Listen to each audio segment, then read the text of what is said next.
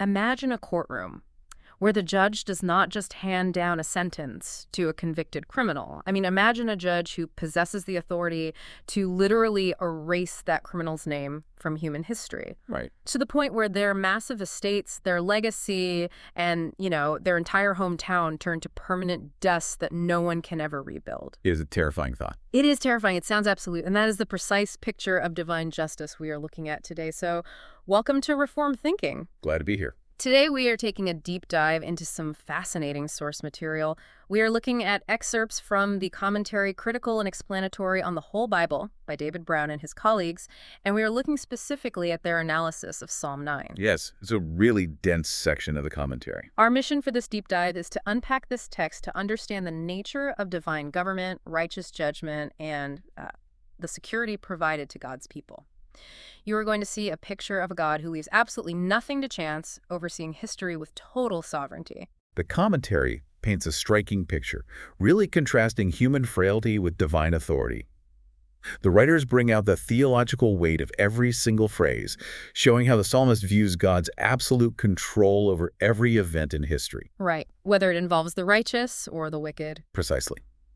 They do not shy away from the stark realities presented in the text. We are looking at a worldview where human agency exists, sure, but it is always subjected to a higher sovereign decree. I want you, the listener, to keep one specific thing in mind as we go through this. The commentary draws a massive, unavoidable contrast between two final destinations: total ruin or a sure refuge. There's no middle ground offered here at all. No middle ground. You are either facing the righteous judge as an enemy or you are running to him as a refuge. So let's unpack this from the beginning. We start with something people often skip right over when reading the Psalms. The inscription. Yeah, the inscription. We begin with this strange word, Muthlabben. The commentary translates this as death to the sun. The commentary notes that this was likely a well-known song at the time. Its air or melody provided the musical direction for the performance. This was a pretty common practice in ancient Hebrew worship. Okay, so the musicians already knew it. Yeah, we see a similar instruction in Psalm 22. The musicians knew what tune to play when they saw this notation. It established the entire musical atmosphere before a single lyric was sung. It makes me think of modern movie scores, How so? Well, if you sit down in a theater and hear a low, ominous cello note played in a minor key, you instantly know something terrible is about to happen on screen. Your body physically reacts to the musical cue before any dialogue happens. That is a great comparison. Or think of modern hymnals. You flip to a hymn like Amazing Grace, and up in the corner, it suggests a specific tune, like New Britain. Right. If a choir director tells the musicians to play New Britain, it sets a mood and expectations for the congregation. Exactly. Well, spot on. We have this very solemn, mournful musical cue here, death to the sun, and then the immediate reaction in verse 1 is completely unexpected. It really is. The commentary states, heartfelt gratitude will find utterance. The juxtaposition is quite startling. You have a solemn musical cue that speaks of death, yet the first verse bursts forth with gratitude. The commentary insists that true praise is not a silent internal feeling. It forces its way outward. Yes, if the gratitude is genuine, it cannot be contained within the heart. It must be spoken, sung, or declared. It requires utterance. I have a hard time wrapping my mind around that absolute necessity. Let me push back on that idea for a second. Go for it. Why must it find utterance? In modern Western culture, we tend to view faith and gratitude as highly private, internal reality. Very true. Someone might say, I am incredibly thankful to God in my heart, but I don't feel the need to sing out loud or vocalize it.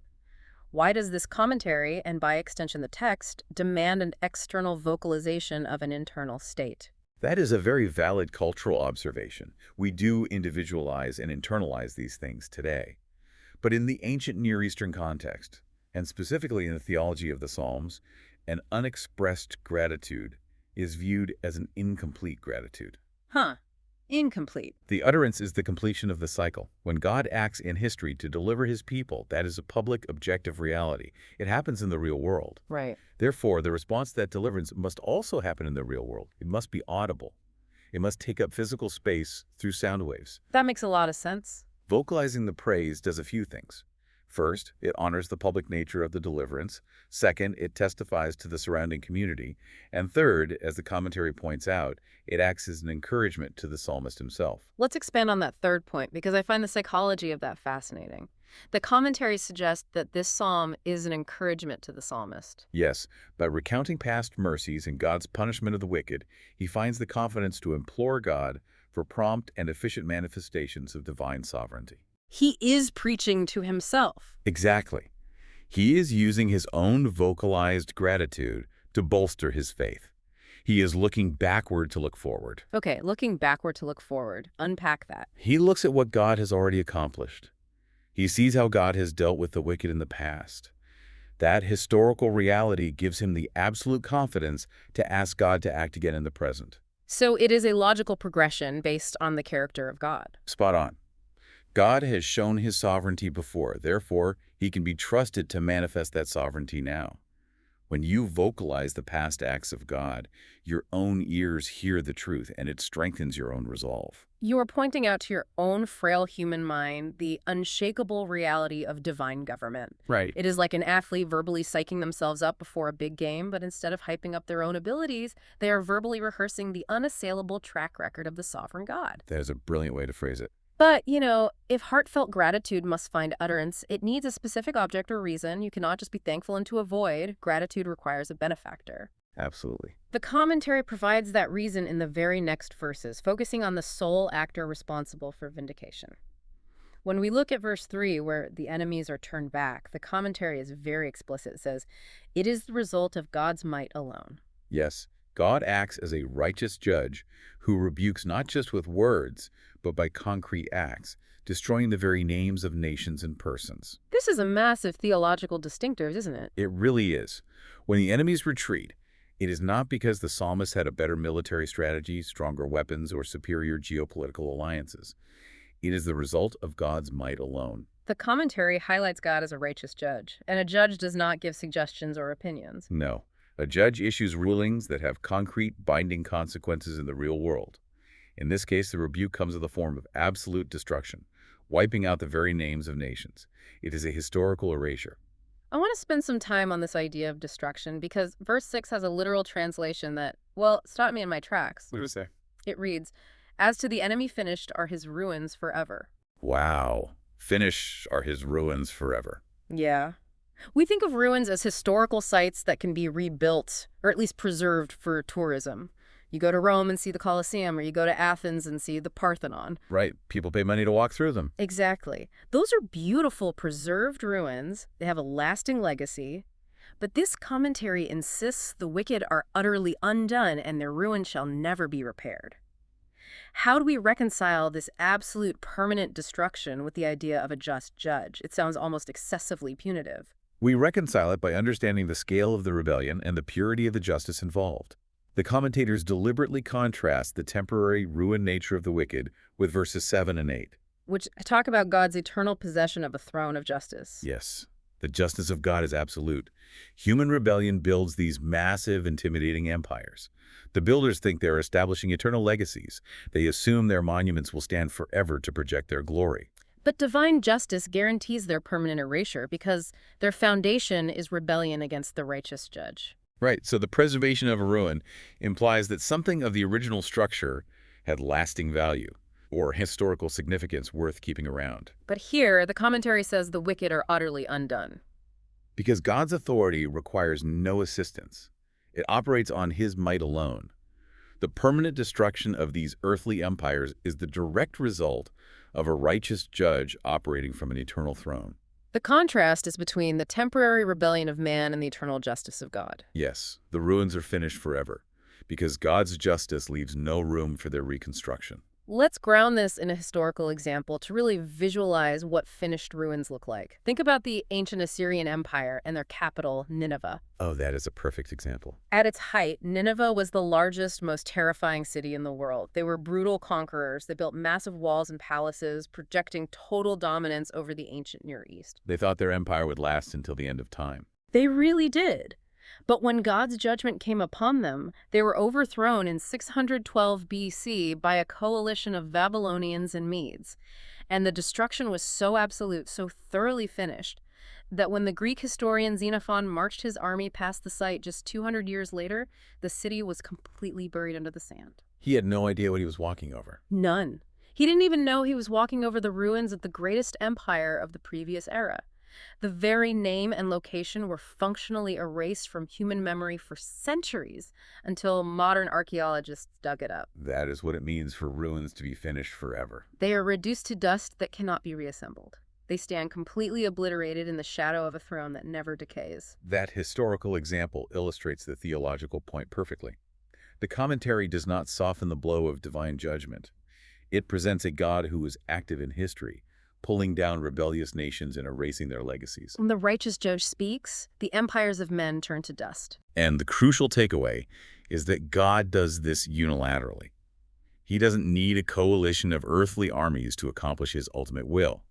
He uses earthly events, sure, but the might is his alone. An eternal throne of justice is a terrifying concept if you are the enemy building one of those rebellious empires. But what does this all mean for the people who are not building empires? Right, the victims. Yeah. What does it mean for the people living under the heavy weight of that Assyrian or Babylonian oppression? That brings us to the necessary corresponding truth found in verses 9 and 10. The commentary introduces God as a sure refuge for the oppressed and all who know him. This is the flip side of that eternal throne of justice. It is. The exact same authority that crushes the rebellious empires acts as an impenetrable shelter for the oppressed. You cannot have a sure refuge without a sovereign judge capable of defeating the oppressors. The commentary gets very specific about this dynamic. In verse 12, it uses the phrase for blood, which they define as murders, including all the oppressions of his people. Right. God maketh inquisition to avenge their cause, referencing Genesis 9.5. When we look at the phrase, all who know him, we see a vital qualification. This knowledge is not intellectual trivia, is it? Not at all. It is not passing a theology exam or simply memorizing a catechism. It is an intimate understanding forged in the fires of affliction. The oppressed know God because they have had to rely on him entirely when all earthly systems failed them. Yes. And then you have that phrase, maketh inquisition. It shows a God who acts as a meticulous auditor of human suffering. Every single drop of blood, every single act of oppression against his people is recorded and avenged. I am stuck on that concept of the meticulous auditor making inquisition for blood. Let's expand on that analogy. Sure. Think of a massive corporate fraud case, something like the Enron scandal. Okay. A regular run-of-the-mill audit might miss the hidden offshore accounts or the dummy corporations because the auditors are overworked, underfunded, or just easily fooled. Right. They only see what is on the surface. But a forensic accountant comes in with absolute authority and a mandate to find everything. They never miss a single ledger entry. They track down every penny. That is a great picture of it. Earthly justice systems operate like the overwork auditor. They lose case files, they forget victims, they have statutes of limitations, or they simply run out of jurisdiction and funding. The bad guys often get away with it on Earth. But this divine inquisition guarantees that the ledger of human suffering is perfectly balanced. Every single debt of injustice is called in. That analogy captures the essence of the text so well. The commentary points back to Genesis 9.5, where God demands an accounting for the lifeblood of man. The righteous judge does not overlook a single offense against his people. This divine inquisition means the books will be balanced perfectly. Nothing escapes his gaze. The oppressor might think they have hidden their crimes in the dark. Yeah, they might think their wealth or political influence protects them from the earthly courts, but they cannot hide from the divine auditor. Which brings such immense comfort to the oppressed. It really does. If you know that the forensic accountant of the universe is on the case, and that his jurisdiction covers all of history, it shifts the burden of revenge off the shoulders of the victim and onto the righteous judge. You don't have to carry the heavy, soul-destroying weight of settling the score yourself. That frees the oppressed from the terrible cycle of bitterness and vengeance. When you understand that God is a sure refuge and a meticulous auditor, you can leave the vindication to him. The commentary highlights this as a core aspect of God's divine government. He does not ignore the cries of the afflicted. He hears them, he records them, and he makes inquisition. This doctrine of divine justice is incredibly comforting to those who have no earthly power. Now, the commentary shifts the spatial imagery. We move from this courtroom setting of an auditor and a judge to a physical location. Right, the gates. Yeah, this refuge has a specific defined boundary contrasted sharply with the domain of the wicked. In verses 13 and 14, the commentary analyzes the use of the word gates. In verse 13, it says, gates of death refers to regions where the entrance represents the entire bounds. But verse 14 contrasts this with the gates of Zion, defined as the enclosure of the city or the church. It is a fascinating shift. I want to challenge the spatial metaphor for a moment. Why focus on the gates? Why not just speak of death and Zion in general, abstract terms? What is the specific significance of focusing on the architecture of the gates themselves? Well, to understand that, we have to look at the function of city gates in the ancient Near East. In the ancient world, gates were not just doors in a stone wall designed to keep people out. They were much more than that. They were massive, multi-chambered complexes. They represented authority, entry, commerce, and boundaries. The city gate was the civic center. Like the town square. Exactly. It was where the elders of the city sat, where legal cases were decided, where contracts were signed, and where the daily market took place. It was the absolute seat of authority for that region. So whoever controls the gates controls the entire life of the city. Spot on. So, when the commentary speaks of the gates of death, it is talking about the authority, the jurisdiction, and the bounds of death. It implies being under the legal and physical control of death itself. I see. Moving from the bounds of death into the enclosure of the church illustrates total exaltation and deliverance. It is a physical relocation from a state of ruin to a state of absolute security. You are leaving the jurisdiction where death holds court, and you are entering the jurisdiction where God rules in Zion. You are literally changing jurisdictions. You are moving from a hostile legal territory into a sanctuary city. You really are. The commentary defines Zion here as the enclosure of the city, or the church. It is a gathered, covenanted community. Yes, it is a specific place with defined boundaries where God's people reside under his direct protection. And that connects back to something we discussed in the very beginning. The commentary states that signal favors should lead us to render signal and public thanks. It connects directly back to verse 1 and the necessity of vocal gratitude. Remember, heartfelt gratitude will find utterance. Private gratitude is insufficient for public deliverance. Exactly. When God relocates you from the jurisdiction of the gates of death to the security of the gates of Zion, you do not just whisper a quiet thank you in your private room. The gates of Zion represent the gathered community, the visible church where this public thanks takes place. Because the deliverance was public, monumental, and historically verifiable, the gratitude must be public and monumental. It happens within the enclosure of the church, among the people who can testify to that same deliverance. You are standing in the gates of Zion, looking back at the gates of death you just escaped, and you are singing out loud so everyone around you can hear. That is the appropriate response to sovereign grace. Having established this incredible deliverance and the public gratitude it demands, the obvious question is how God frequently executes this justice against the enemies at the gates. Right, the mechanics of it. We have talked about his might alone, but how does that play out on the ground in real time? This leads us to one of the most fascinating literary pauses in the entire text. We're moving into verses 15 and 16, which reveal the actual mechanics of how this divine government operates in human history. This section is where the commentary's theological perspective shines through most clearly. It deals with the mechanics of providence. It addresses the intersection of human malice and divine sovereignty. The commentary says the undesigned results of the devices of the wicked prove them to be of God's overruling or ordering. The wicked are destroyed by their own traps. We need to unpack the concept of overruling thoroughly. The wicked are designing their devices with absolute malice. They are building complex traps, establishing oppressive laws, and creating systems intended to destroy the righteous. They have a specific malicious design in mind. Yes, they act out of their own free will and their own sinful desires. Yet the commentary points out that the final results are undesigned by the wicked. The outcome is the exact opposite of their intention. Why? Because God is the one doing the ordering. Let me set up a mental picture for this. It is like a villain in a suspense movie, meticulously building a complex booby trap in the jungle. Oh, I like this. They spend days digging the pit, sharpening the spikes, and hiding the tripwire, fully intending for the hero to fall in. But when the chase happens, the villain gets turned around in the dark and steps on their own tripwire, falling into their own pit. We usually view that in movies as poetic justice or even comic relief. Right. But rather than viewing it as an ironic accident, the commentary elevates this to a grand theological reality of God's complete control over history. That is the doctrine of absolute providence. God does not just passively watch the wicked build their traps, hoping they mess up.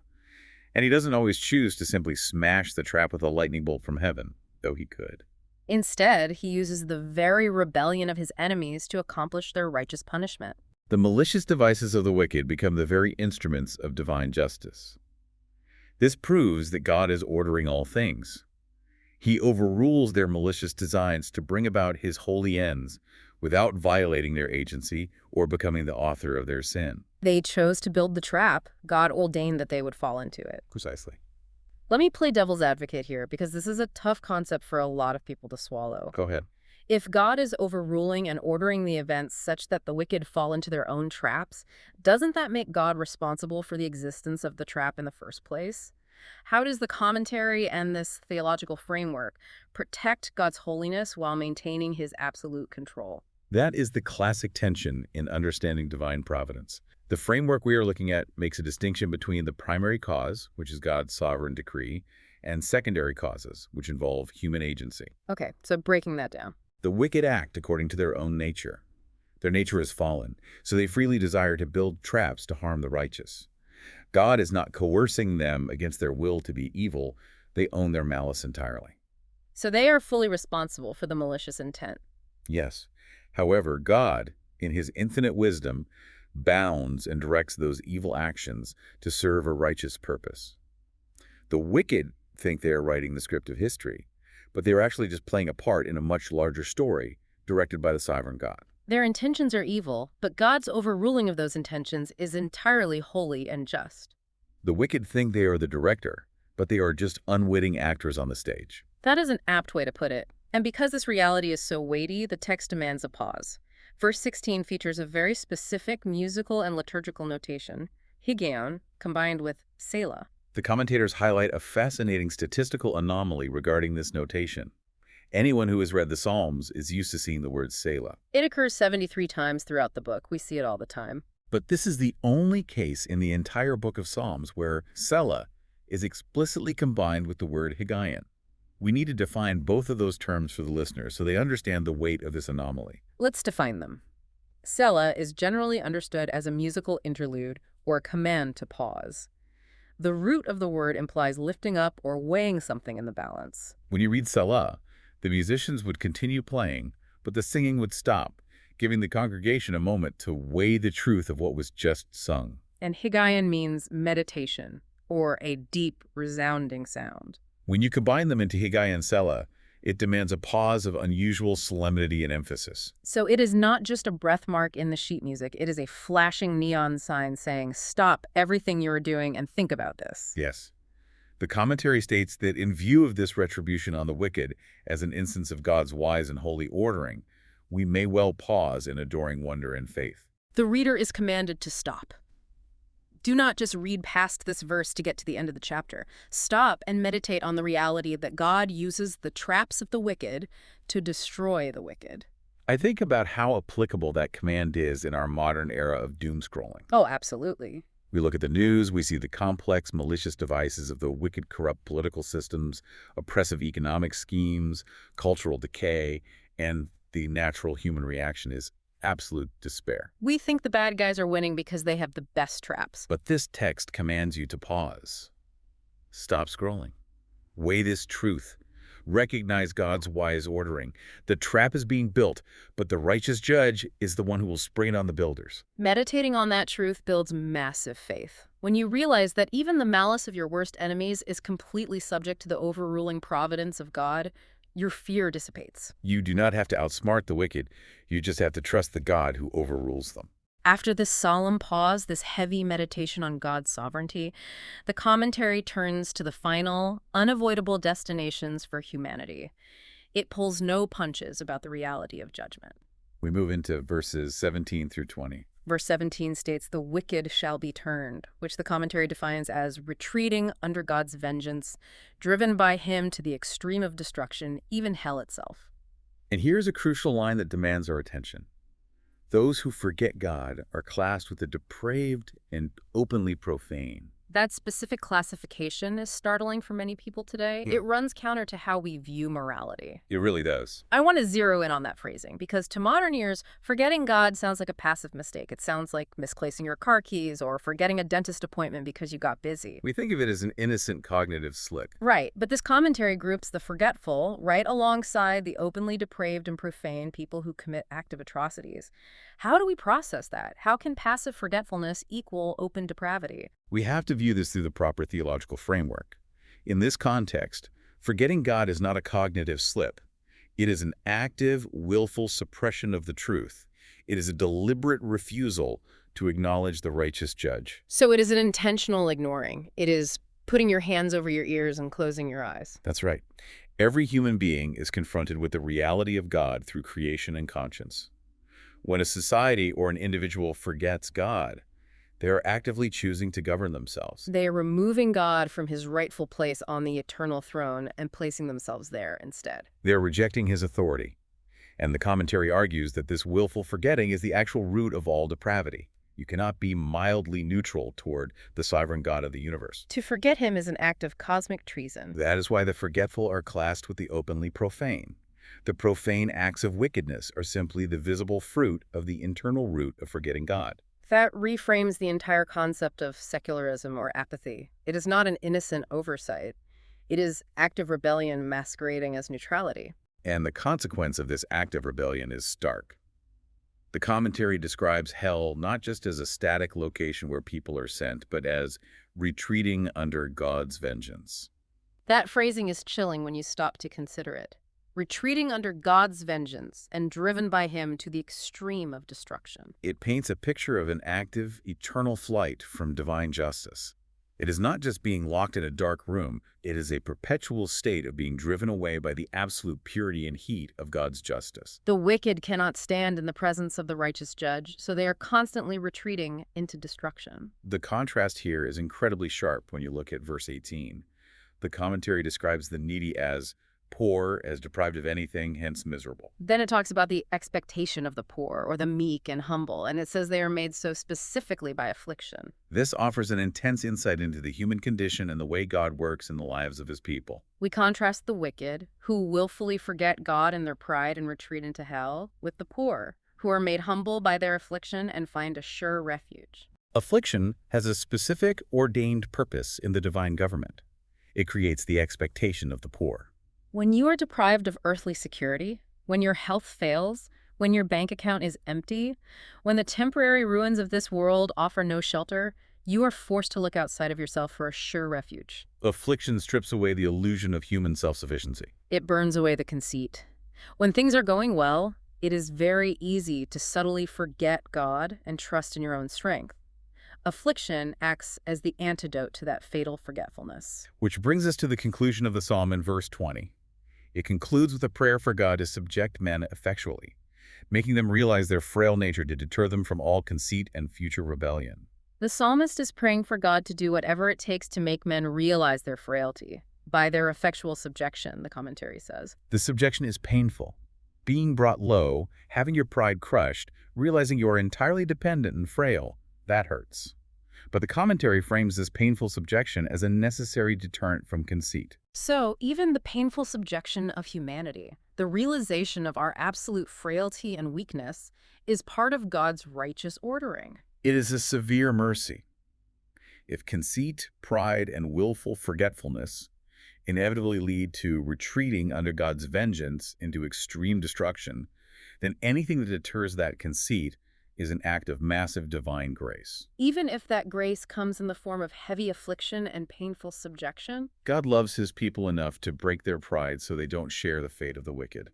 Let's summarize the theological landscape we have covered today. We started with the solemn musical cue of death, contrasting sharply with the absolute necessity of vocal outward gratitude. We examined the absolute might of the righteous judge, whose justice leaves the rebellious empires of the wicked in irreparable, finished ruins like Nineveh, buried under the sand. We saw God as the meticulous forensic auditor, making inquisition for the blood of the oppressed and providing a sure refuge within the spatial bounds of the gates of Zion. We paused in solemn meditation, Higgaion Selah, over the way God overrules the malicious devices of the wicked, springing their own traps upon them without violating their agency. And finally, we examine the stark divide between those who actively forget God and retreat into hell, and those who are made humble by affliction, waiting on his deliverance. The commentary by David Brown and his colleagues leaves us with an inescapable view of God. He is active, he is sovereign, and his justice is absolute. Every detail of history, from the rise of empires to the suffering of the individual, is ordered by his hand. And that brings me to a final thought for you, the listener, as we wrap up this deep dive. It's a challenging thought. We looked closely at verse 18, where the commentary states that the humble are made so by affliction. I want to leave you to consider a challenging idea drawn straight from this ancient text. Look at your own life. Look at the struggles you are facing right now. Just take a hard look at them. What if the current difficulties and afflictions in your own life are not accidental setbacks? What if they are not the result of bad luck or random chance? What if they are the very instruments ordered by a sovereign God to strip away your conceit, reveal your frail nature, and build your expectation for his eternal justice? It changes everything when you realize the righteous judge is also the sure refuge. Thank you for joining us on Reformed Thinking.